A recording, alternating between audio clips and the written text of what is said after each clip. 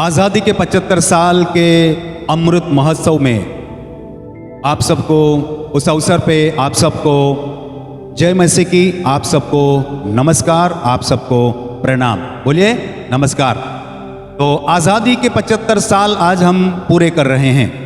आज़ादी के 75 साल के इस सुंदर अवसर के लिए प्रभु का धन्यवाद करते हैं कि हमारा भारत देश आज आज़ाद हुआ, उसके 75 साल का अमृत महोत्सव मना रहा है और पूरे देश में जश्न मना रहे हैं और पूरे देश में खुशियां मना रहे हैं। विभिन्न रीति से हम देश की प्रगति की कामना कर रहे हैं, देश की उन्नति के लिए कामना कर रहे हैं और हमारे सब के लिए ये बड़े सौभाग्य की बात है कि हम सब लोग आज़ादी के 75 साल पूरे होने के अमृत महोत्सव में आज है।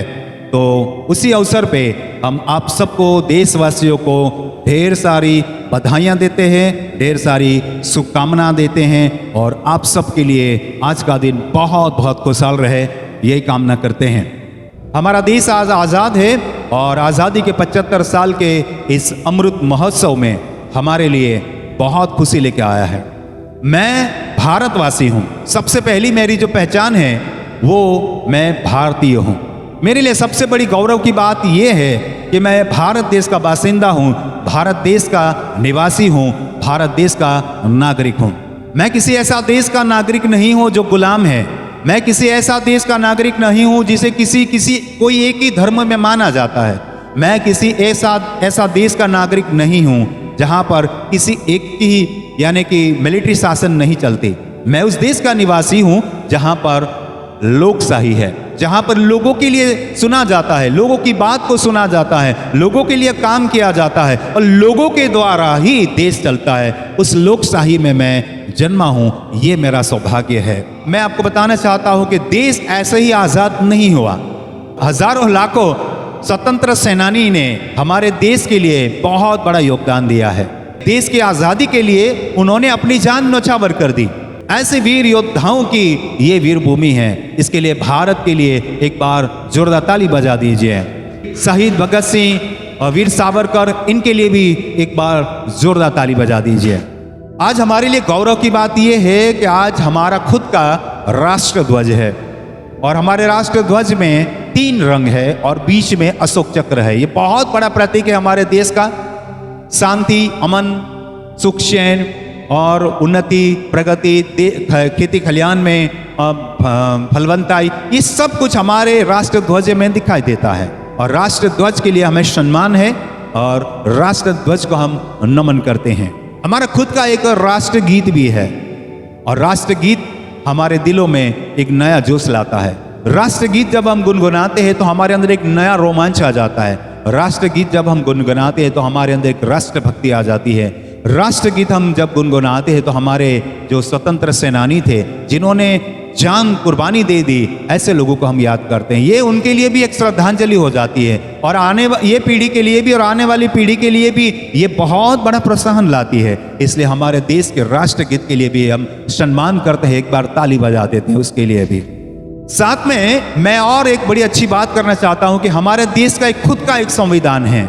कई देशों का संविधान का स्टडी किया हमारे बाबा साहब आम्बेडकर ने, जो दलित समाज में पैदा हुए और उन्होंने देश के संविधान को लिखा। उनके साथ बहुत सारे सहयोगी थे, लेकिन बाबा साहब आम्बेडकर जो है, हमारे भीमराव आम्बेडकर, उन्होंने अपने देश का संविधान लिखा। बहुत बार उस संविधान में संशोधन किया गया, लेकिन आज ऐसा संविधान है हमारे पास कि जो देशवासियों के लिए, सभी तबके के लोगों के लिए बहुत ही अच्छा उसमें संविधान दिया गया है। हमारे देश का संविधान का जो सबसे बड़ा जो अधिकार है वो अधिकार है इक्वालिटी, वो अधिकार है समानता। यानी कि हमारे देश में विभिन्न धर्म के लोग रहते हैं, विभिन्न जाति के लोग रहते हैं, विभिन्न बोली के लोग रहते हैं, विभिन्न भाषा के लोग रहते हैं, विभिन्न पहनावे के लोग रहते हैं, लेकिन सबसे बड़ा हमारे संविधान में जो हमें हक मिलता है वो है समानता, इक्वालिटी, यानी कि समानता। हम सब एक ही देश के निवासी हैं।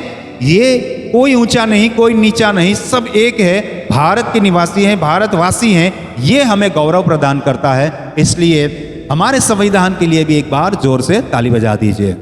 हमारे देश के लिए, भारत देश के लिए हमें आन बान शान गौरव है। हमें और ये भारत जो है बहुत ये अलग देश है, बहुत अच्छा देश है, उसकी संस्कृति बहुत अच्छी है, उसके विचार बहुत अच्छे हैं। और आज हम आज़ादी के 75 साल अमृत महोत्सव को मना रहे हैं, तो बुरी सारी चीज़ें निकालते हैं, अच्छी अच्छी बातों को याद करते हैं और सबको, देशवासियों को अमृत महोत्सव के अवसर पर हार्दिक बधाइयाँ और शुभकामनाएं देते हैं। सभी एक दूसरे के लिए ताली बजा दीजिए।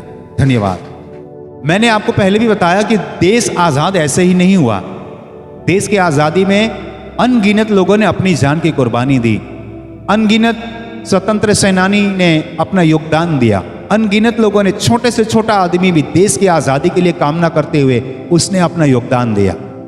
लोगों ने अपना कर्तव्य निभाया, राष्ट्रभक्ति को निभाया, जान दे दी देश की आज़ादी के लिए, लोगों की भलाई के लिए, लोगों के कल्याण के लिए, लोग सुखी संपन्न रहे, आने वाली पीढ़ी सुखी और संपन्न रहे। इसलिए हमारे पूर्वजों ने, हमारे बाप दादाओं ने आज़ादी के लिए अपना योगदान दिया। मैं इस अमृत महोत्सव के अवसर पर देशवासियों को बधाई देते हुए ये कहना चाहता हूँ कि जिस तरह से अनगिनत लोगों ने अपनी जान की कुर्बानी दी और हमारे देश को आज़ाद करवाया, हमें आज़ादी से सांस लेने के लिए अवसर दिया, हमें खुशी दिलाई, उनके लिए हम बड़े आभारी हैं। लेकिन आज इंसान पाप की गुलामी में है, आज इंसान बुराई की गुलामी में है, बुरे विचार की गुलामी में है। लोगों के पास शांति नहीं है, लोगों के पास खुशी नहीं है, लोगों के पास आज़ादी तो है, देश में एक आज़ाद देश के नागरिक तो है, लेकिन मन से दुखी है, आत्मा में बंधे हुए हैं, व्यसन में बंधे हुए हैं, जुए में बंधे हुए हैं, व्यभिचार में बंधे हुए हैं, मूर्ति पूजा में बंधे हुए हैं, कई ऐसे पाप है जिसमें बंधे हुए हैं। उससे हमें कौन आज़ादी दिलाएगा? ये दुनिया का, ये कायनात का, ये संसार का, ये ब्रह्मांड का एक ही रचयिता है जिसका कोई नाम नहीं है। हाँ, जिसका कोई नाम नहीं है, उसका कोई नाम नहीं है। वो अनंत, अविचल, अद्भुत, अनंत परमेश्वर है, उसका कोई नाम नहीं है। वो हमारा देश का ही नहीं, दुनिया का ही नहीं, ब्रह्मांड का पिता है, जिसको हम परमपिता कहते हैं, जिसको हम परमेश्वर कहते हैं। लेकिन जिस तरह से सिर्फ एक राष्ट्रपिता से देश आज़ाद नहीं हुआ, लेकिन हमारे वीर भगत सिंह, हमारे सावरकर, हमारे कई ऐसे लोग जिन्होंने अपनी जान हंसते हंसते दे दी, ऐसे ही इस दुनिया के लोगों को पाप से छुड़ाने के लिए एक व्यक्ति ने आज से 2000 साल पहले पूरी मानव जाति के कल्याण के लिए हंसते हंसते कलवरी के क्रूस पे जान दे दी। उसका नाम प्रभु यीशु मसीह है। ताली बजा दीजिए, प्रभु को महिमा दीजिए। जिस तरह से आज़ादी, देश की आज़ादी हमें बहुत आसानी से नहीं मिली, देश की आज़ादी बिना जान गंवाई नहीं मिली, कुर्बानी दिए नहीं मिली, ऐसे ही पाप की बंधन से मुक्ति हमें आसानी से नहीं मिली। किसी के जान की कुर्बानी देने से हमें आज़ादी मिली है पाप से और बुराई से। वो जान देने वाला हमारा प्रभु यीशु मसीह है। इसलिए आज़ादी के इस अमृत महोत्सव के अवसर पर मैं देशवासियों को बधाई देते हुए परमेश्वर के वचन से भी कुछ कहना चाहता हूं कि हमें किस तरह से, स्वतंत्र देश के निवासी हैं तो किस तरह से हमें आत्मिक रीति से भी स्वतंत्र होना है। किस तरह से हम स्वतंत्र है तो क्या हमारा फर्ज बनता है। जिस तरह से हर एक भारतीय जो स्वतंत्र देश के निवासी है, उनका एक फर्ज बनता है कि देश की भलाई के लिए वो काम करें, देश की भलाई के लिए वो बोलें, देश की भलाई में सहयोग करें। देश के विरुद्ध वो नहीं बोल सकता, राष्ट्रद्रोह रख सकता है। देश में जो हमारा आर्थिक व्यवहार चलता है तो वो कोई डुप्लीकेट पैसा नहीं बनाए, करेंसी नहीं बनाइए, राष्ट्रद्रोह में आता है। ऐसा कृत्य नहीं करे जिससे देश की शांति में गड़बड़ाहट हो जाए, देश के लोगों में वैर आ जाए, वैर भाव आ जाए, देश की आर्थिक व्यवस्था चरमरा जाए। ऐसा कृत्य करने वाला राष्ट्रद्रोह करता है, वो देश के प्रति अपना फर्ज, कर्तव्य नहीं निभाता। इसी तरह से आध्यात्मिक रीति से हम यदि आज़ाद हैं, यदि हम अपने आप को पाप की क्षमा पाए हुए लोग समझते हैं, तो ये हमारा कर्तव्य है कि हम परमेश्वर को भाएं, परमेश्वर को पसंद आए, ऐसा कृत्य हम करें जो परमेश्वर का, बाइबल का जो संविधान है उसके अनुरूप हम कार्य करें। बाइबल कहता है कि पूरी शक्ति से, पूरे सामर्थ्य से, पूरे मन से तू परमेश्वर की भक्ति कर, और जैसा तू अपने आप पर ऐसा अपने पड़ोसी पर प्रेम कर। यही बाइबल की सच्चाई, सबके साथ मेल मिलाप करके रहें। यही देश का भी फर्ज है, देश के निवासी के तौर पर भी फर्ज है, और एक विश्वासु व्यक्ति के तौर पर भी हमारा फर्ज बनता है। यदि हम किसी भी प्रकार की बुराई से बाहर आ गए हैं, मुक्त हो गए हैं, तो हमारा कर्तव्य बनता है। इसलिए देश की आज़ादी के अमृत महोत्सव के अवसर पर भी मैं आपको बधाई देता हूं, और साथ में हम आज आत्मिक बातें भी करेंगे और परमेश्वर का वचन हम पढ़ते हैं। आप लोग अपनी बाइबल निकालिए। लूका रचित सुसमाचार 4 अध्याय 17 से 19 पद जो हमारे आज के संदेश का सबसे पहला वचन हमने लिया है। क्यों लिया है मैं बाद में बताता हूं, पहला ही वचन को हम पढ़ते हैं। यशायाह भविष्यवक्ता की पुस्तक उसे दी गई और उसने पुस्तक खोलकर वह जगह निकाली जहां यह लिखा था, प्रभु का आत्मा मुझ पर है, इसलिए कि उसने कंगालों को सुसमाचार सुनाने के लिए मेरा अभिषेक किया है और मुझे इसलिए भेजा है कि बंदियों को छुटकारे का और अंधों को दृष्टि पाने का सुसमाचार प्रचार करूं और कुचले हुओं को छुड़ाऊं और प्रभु के प्रसन्न रहने का प्रचार करूं। आप बड़े ध्यान से पहला ही वचन आपने सुना कि प्रभु यीशु मसीह मंदिर में गए तो वहां पर याजकों ने उसे बाइबल दी और बाइबल से यशायाह की नबी की किताब में से उनको पढ़ने को कहा। तब प्रभु यीशु मसीह ने उस शास्त्र भाग को पढ़ा जो यशायाह 61 अध्याय 1 से 4 वचनों में लिखा है। उस वचन को उसने किताब खोलकर पढ़ा और ये बयान किया, ये वर्णन किया। वचन इस तरह से उसने पढ़ा और बोला। उसने पुस्तक खोलकर वह जगह निकाली जहां यह लिखा था। क्या लिखा था सुनिए, प्रभु का आत्मा मुझ पर है, इसलिए कि उसने कंगालों को सुसमाचार सुनाने के लिए मेरा अभिषेक किया है। प्रभु यीशु मसीह अपने जीवन का कर्तव्य दिखा रहे हैं, अपने जन्म का कर्तव्य दिखा रहे हैं, अपने अवतरण का कर्तव्य दिखा रहे हैं। यहां पर उस वचन का उद्धरण करते हुए, उस वचन को लेते हुए वो अपने जीवन को दर्शा रहे हैं और कहते हैं कि मुझे प्रभु की आत्मा मुझ पर है, प्रभु की सच्चाई की आत्मा मुझ पर है, परमेश्वर की आत्मा मुझ पर है और मैं इसलिए मुझे भेजा गया है कि कंगालों को सुसमाचार में प्रचार करूं। कंगाल मतलब गरीब, दीन और पिछड़े हुए लोग। आज हमारा देश गुलामी के कारण कंगाल हो चुका था। डच लोग आए, फ्रेंच लोग आए, मुगल लोग आए, अंग्रेज लोग आए, देश को बर्बाद कर दिया, लूट लिया। हमारा देश तो सोने की चिड़िया थी, लेकिन हमारा देश कंगाल हो गया। हमारे देश के पास कुछ भी नहीं बचा। हमारे देश के ऊपर ब्रिटिशर्स शासन कर रहे थे, हमारा खुद का कुछ भी नहीं था। हम सांसें ले रहे थे, वो भी मानो उधार की ले रहे थे। लेकिन ऐसे समय में प्रभु यीशु मसीह का ये वचन कहता है कि मैं कंगालों को सुसमाचार, गुड न्यूज, अच्छी बातें करने के लिए आया। आत्मिक रीति से आप शायद अभी कंगाली में हैं, शारीरिक रीति से आप भारत देश के निवासी हैं और आप आजाद हैं, लेकिन आध्यात्मिक रीति से शायद आप कंगाल हैं, बेहाल हैं। आपकी आध्यात्मिक स्थिति डामाडोल है। आध्यात्मिक स्थिति में अभी भी शैतान आपके ऊपर राज कर रहा है, वो शासन आपके ऊपर होता है, आप गुलाम बन जाते हैं। और ऐसे लोगों के लिए प्रभु यीशु मसीह कहता है कि यदि आप लोग पिछड़ गए हैं, कंगाल हो गए हैं, तो मैं आपके लिए गुड न्यूज देने के लिए आया, अच्छा समाचार देने के लिए आया। कहता है प्रभु का वचन, और इसीलिए मेरा अभिषेक किया गया, इसीलिए मुझे भेजा गया है। क्राइस्ट का मतलब होता है विशेष हेतु के लिए भेजा गया, जिसे हिंदी में अभिषिक्त करना हम कहते हैं। यीशु मसीह को इस दुनिया में इसीलिए विशेष कार्य के लिए भेजा गया कि लोगों को वह पाप से मुक्त करे। आगे वचन कहता है, मुझे इसलिए भेजा कि बंदियों को मैं स्वतंत्र करूं। एक जमाने में 75 साल पहले हमारा भारत देश और भारत देश के सभी निवासी बंदी थे, गुलामी अवस्था में थे। अंग्रेज लोग जो चाहते थे, ब्रिटिशर्स जो चाहते थे, ईस्ट इंडिया कंपनी जो चाहती थी, वो होता था। हम जो चाहते थे कुछ नहीं होता था। इसलिए हम लोग बंदी में थे, हम लोग जेल में थे, हम लोग जैसे कि कैद में थे, हम लोग गुलामी के समय में थे।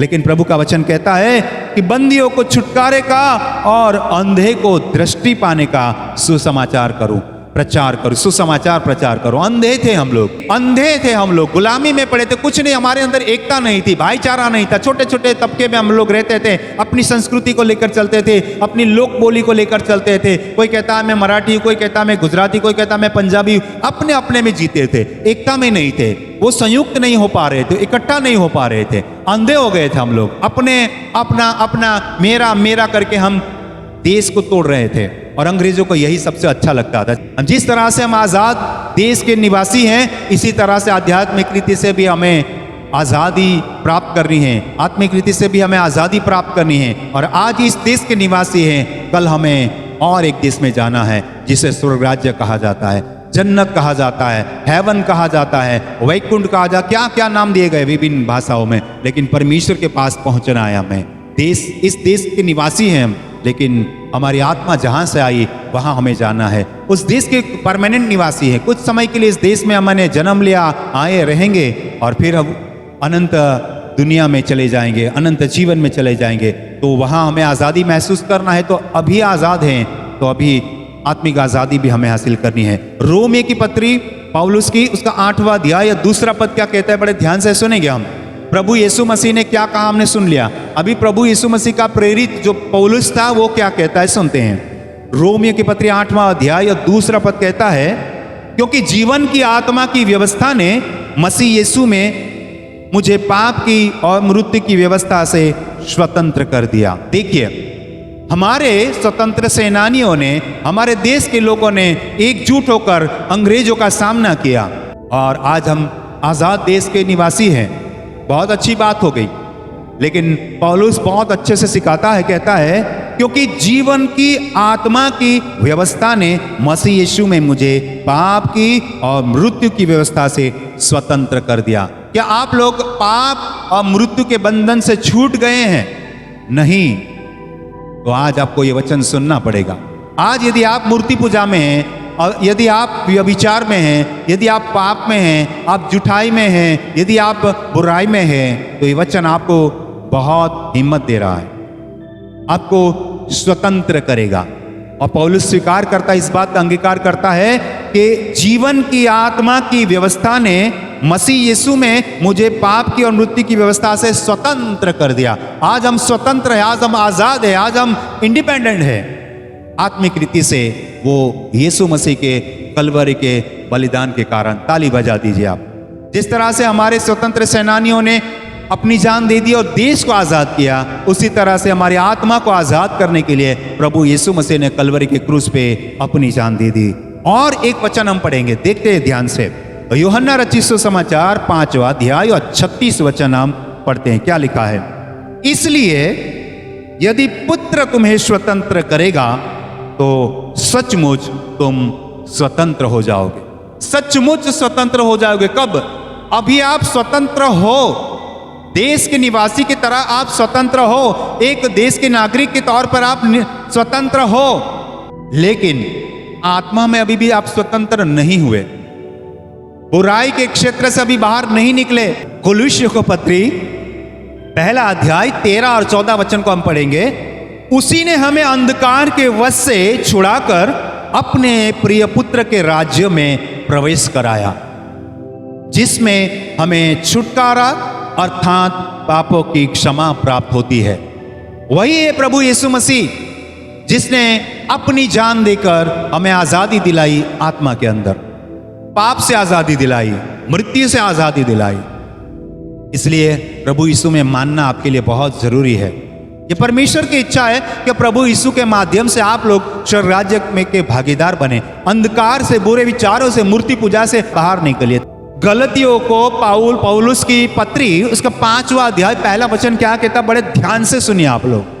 मसीह ने स्वतंत्रता के लिए हमें स्वतंत्र किया है। भाई लोग, सब लोग सुनिए, बहन लोग सब लोग सुनिए, जवान लोग बड़े ध्यान से सुनिए, वचन क्या कहता है उसको गहराई को समझिए। मसीह ने स्वतंत्रता के लिए हमें स्वतंत्र किया है, अतः इसी में स्थिर रहो और दासत्व के जुए में फिर से न जूतो।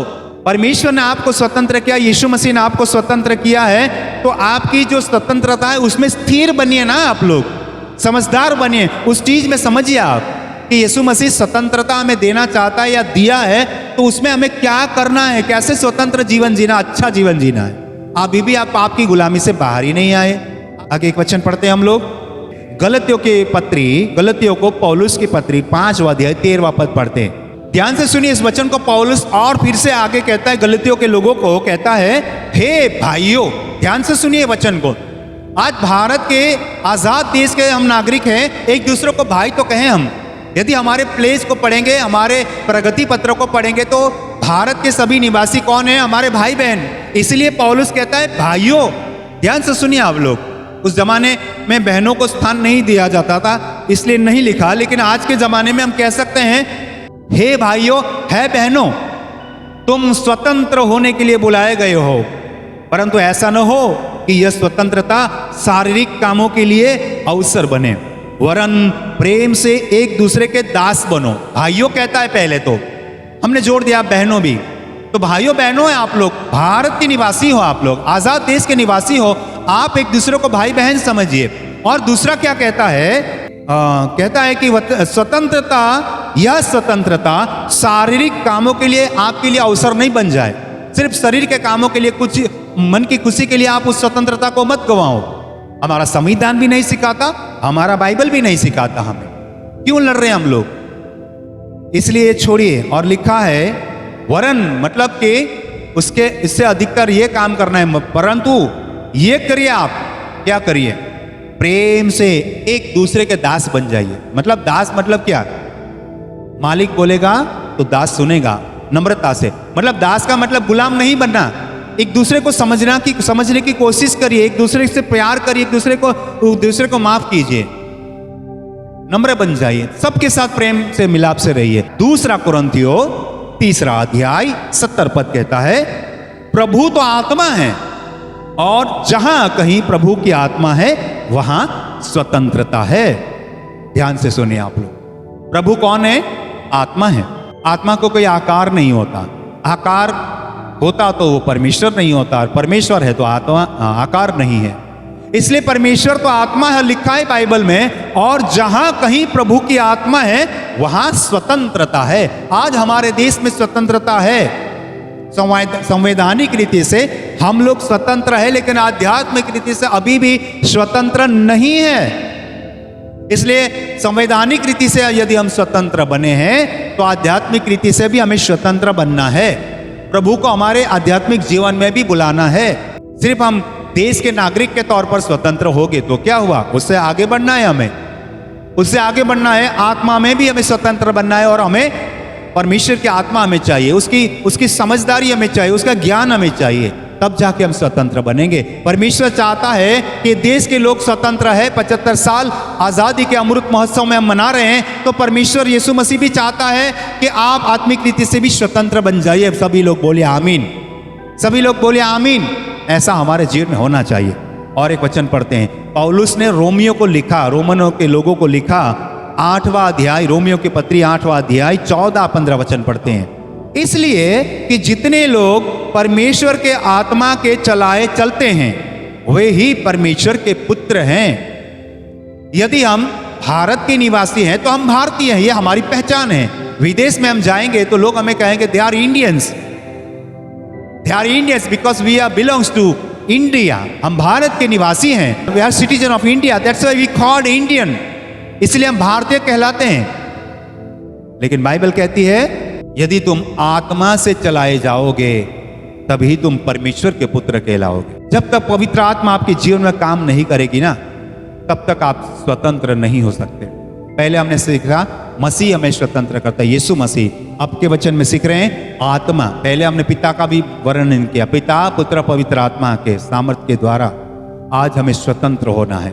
स्वतंत्रता के 75 साल हम मना तो रहे हैं, लेकिन क्या वास्तव में हम आध्यात्मिक रीति से स्वतंत्र हैं? इसलिए बाइबल कहती है, आगे वचन पढ़ेंगे हम, यूहन्ना रचित सुसमाचार 8वां अध्याय 32 पद क्या कहता है, ध्यान से सुनिए। तुम सत्य को जानोगे और सत्य तुम्हें स्वतंत्र करेगा। कौन स्वतंत्र करेगा? सत्य। आज सत्य लोगों के पास नहीं है, झूठ है लोगों के पास, बनावट है। रोमियो 6वां अध्याय 22 पद, परंतु अब कल क्या हुआ छोड़ो उसको, परंतु अब पाप से स्वतंत्र होकर और परमेश्वर के दास बनकर तुमको फल मिला। अब मिला है ना, 75 साल पहले हमें आजादी मिली, लेकिन आज अभी इस संदेश के माध्यम से, इस वचन के माध्यम से आपको स्वतंत्रता मिलनी चाहिए, नहीं तो आप अभी भी गुलामी में हैं। वचन कहता है परंतु अब पाप से स्वतंत्र होकर और परमेश्वर के दास बनकर तुमको फल मिला, जिससे पवित्रता प्राप्त होती है और उसका अंत अनंत जीवन है। देखिए ध्यान से, यदि आप स्वतंत्र हो गए आध्यात्मिक रीति से तो 2 फायदा आपके हो गए। देखिए पहली चीज क्या होती है, जैसे आप आध्यात्मिक रीति से स्वतंत्र होते हैं ना, तो आपको पहला फल मिलता है कि आप पवित्र हो जाते हैं। तो यहाँ पर लिखा है यदि आप स्वतंत्र हो गए आत्मा में, तो आप में सबसे पहले पवित्रता आ जाएगी, आपकी नजरें अच्छी हो जाएगी, आपका भाव अच्छा हो जाएगा, आपका विचार अच्छा हो जाएगा। और दूसरी बात कहता है, वचन कहता है कि आपको जो दूसरा जो प्राप्ति होगी ना, वो होगी आपकी प्राप्ति अनंत जीवन। मतलब यदि आप अनंत जीवन में दाखिल होना चाहते हैं तो आपको आत्मिक रीति से स्वतंत्र होना होगा। यदि आप भारत के बासिंदे हैं, भारत के निवासी हैं, भारत के नागरिक हैं, तो आप आज़ादी प्राप्त व्यक्ति है, आप आज़ाद व्यक्ति है, आप स्वतंत्र व्यक्ति हो। लेकिन आत्मा में यदि आप आज़ाद नहीं है, अनंत जीवन आपके लिए नहीं है। आज़ादी के कारण आप भारत के नागरिक हैं, बन सकते नहीं हैं, लेकिन आत्मिक आज़ादी नहीं है तो स्वर्ग राज्य के नागरिक नहीं बन सकते। जिस तरह से आज़ाद देश के आप नागरिक हो, जिस तरह से आप भारतीय कहलाते हो, उसी तरह से आत्मिक रीति से आप स्वर्गीय होना बहुत जरूरी है, स्वर्ग के भागीदार बनना बहुत जरूरी है। इसलिए आध्यात्मिक स्वतंत्रता को, आजादी को आप अपना लीजिए। पहला पत्रस उसका दूसरा अध्याय 16 और 17 वचन, पहला पत्रस दूसरा अध्याय 16-17 कहता है, अपने आप को स्वतंत्र जानो। ध्यान से सुनिए इस बात को। आज 75 साल के अमृत महोत्सव को मना रहे हैं। हमने जान लिया है कि भाई 75 साल से हम लोग आज़ाद है। वी नो वेरी वेल, हमको सही तरह से पता है कि हम भारत में आज़ाद लोग हैं, आज़ाद देश के नागरिक हैं। ये हमें 75 साल से, पिछले 75 साल से हमें पता है कि हम लोग स्वतंत्र हो चुके हैं। ब्रिटिशर से हम लोग आज़ाद है, ये 75 साल से हमने मान लिया है, समझ लिया है। और आज हम 75वीं सालगिरह मना रहे हैं, अमृत महोत्सव मना रहे हैं। ये कितनी सही बात है। लेकिन अभी भी आध्यात्मिक रीति से आपने माना नहीं है, समझा नहीं है कि आप स्वतंत्र हो। इसलिए वचन कहता है अपने आप को स्वतंत्र जानो, शारीरिक रीति से भी, मानसिक रीति से भी और आध्यात्मिक रीति से भी।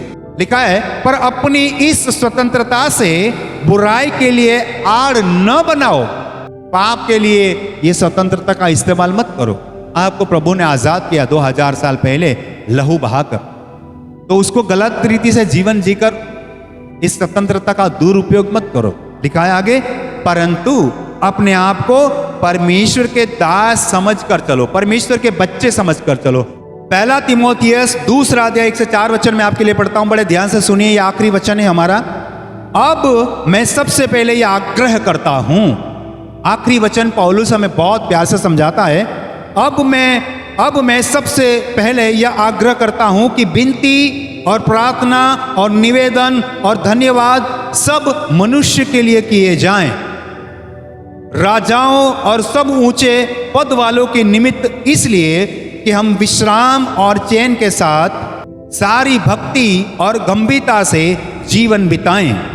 यह हमारे उद्धारकर्ता परमेश्वर को अच्छा लगता और भाता भी है, जो यह चाहता है कि सब मनुष्य का उद्धार हो और वे सत्य को भली भांति पहचान ले, क्योंकि परमेश्वर एक ही है और परमेश्वर और मनुष्य के बीच में भी एक ही बिचवई है, अर्थात मसीह यीशु जो मनुष्य है। ध्यान से सुन लीजिए।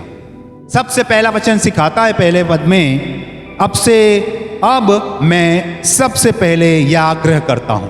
मैं सभी भारतवासियों को दिल से आग्रह करता हूं, प्रभु के सेवक होने के नाते, जैसे पौलुस ने तीमुथियुस को कहा, वैसे मैं भी आप सभी को कहता हूं, जितने लोग ऑफलाइन या ऑनलाइन ये देख और सुन रहे हैं, आपको मैं निवेदन करता हूं बड़े आग्रह से कि विनती, प्रार्थना और निवेदन, ध्यान से सुनिए, विनती, प्रार्थना और निवेदन और धन्यवाद, चारों बातों करना है। सब मनुष्य के लिए कीजिए। आप कितना भला काम कीजिए, आप भारत के सभी लोगों के लिए भी कीजिए, दुनिया की शांति के लिए भी प्रार्थना कीजिए।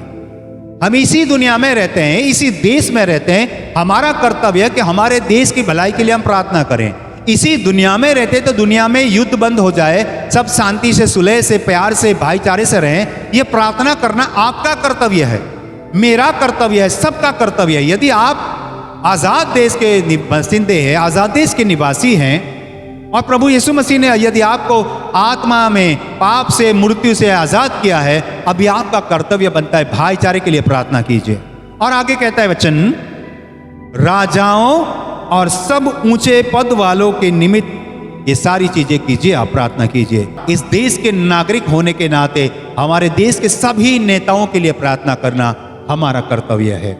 सभी पदाधिकारी जो है, हमारे अधिकारी है, उनके लिए हमें प्रार्थना करना है ताकि वे लोग अच्छा ज्ञान प्राप्त करें, अच्छे ढंग से हमारे देश को चलाएं और हमारा देश की उन्नति हो, प्रगति हो। आगे वचन कहता है, हम विश्राम और चैन के साथ अच्छे से जीवन जी पाएं और भक्ति और गंभीरता से जीवन जी पाएं।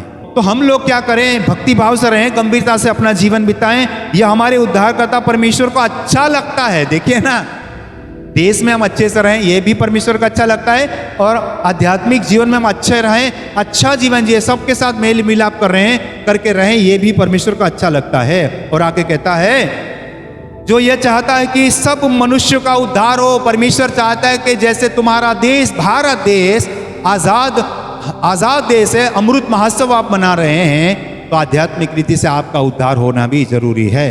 देश में आपका उद्धार हो गया और अंग्रेजों की गुलामी से हमारा उद्धार हो गया, ब्रिटिशरों की गुलामी से हमारा देश आजाद हो गया, उद्धार हो गया, तो आध्यात्मिक रीति से भी हमारा उद्धार हो, ये परमेश्वर चाहता है। दूसरा परमेश्वर क्या चाहता है? आगे वचन कहता है, और वे सत्य को भली भांति पहचान ले।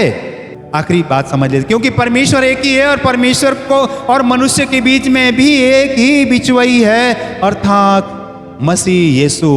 भारत के 75 साल के अमृत महोत्सव के अवसर पर भारतवासी को हम आशीष देते हैं। भारतवासी के सभी छोटे बड़े सबको हार्दिक बधाई देते हैं, सबको आशीष की प्रार्थना करते हैं। जैसे हमने सीखा, हमारे देश के सभी नेताओं के लिए प्रार्थना करते हैं। हमारे देश को सुचारू रूप से चलाने के लिए सभी नेताओं को सद्बुद्धि दीजिए। हमारे भारत देश से भ्रष्टाचार को निकाल दीजिए, काले धन को निकाल दीजिए। प्रभु जी, सब लोग मेल मिलाप करके जिए, यह प्रार्थना करते हैं। हमारे देश की उन्नति के लिए प्रार्थना करते हैं, हमारे देश की प्रगति के लिए प्रार्थना करते हैं। हमारा देश 75 साल में बहुत सिद्धियां हासिल कर चुका है, वो चांद पर मंगल पर पहुंच चुका है, लेकिन स्वर्ग में पहुंचे, ऐसे हम प्रार्थना करते हैं। मंगल में और चंद्र पे तो पहुंच चुका है, लेकिन हमारा देश ऐसा तैयार हो कि हमारे देश के निवासी लोग प्रभु यीशु को माने और स्वर्ग राज्य में पहुंच पाए। ऐसी प्रगति करने के लिए आप कृपा कीजिए, सबको भलाई कीजिए, सबकी भलाई कीजिए, सबको प्रेम मोहब्बत से रहने के लिए कृपा कीजिए। प्रार्थना प्रभु यीशु मसीह के नाम से मांगते हैं, आमीन और आमीन और आमीन।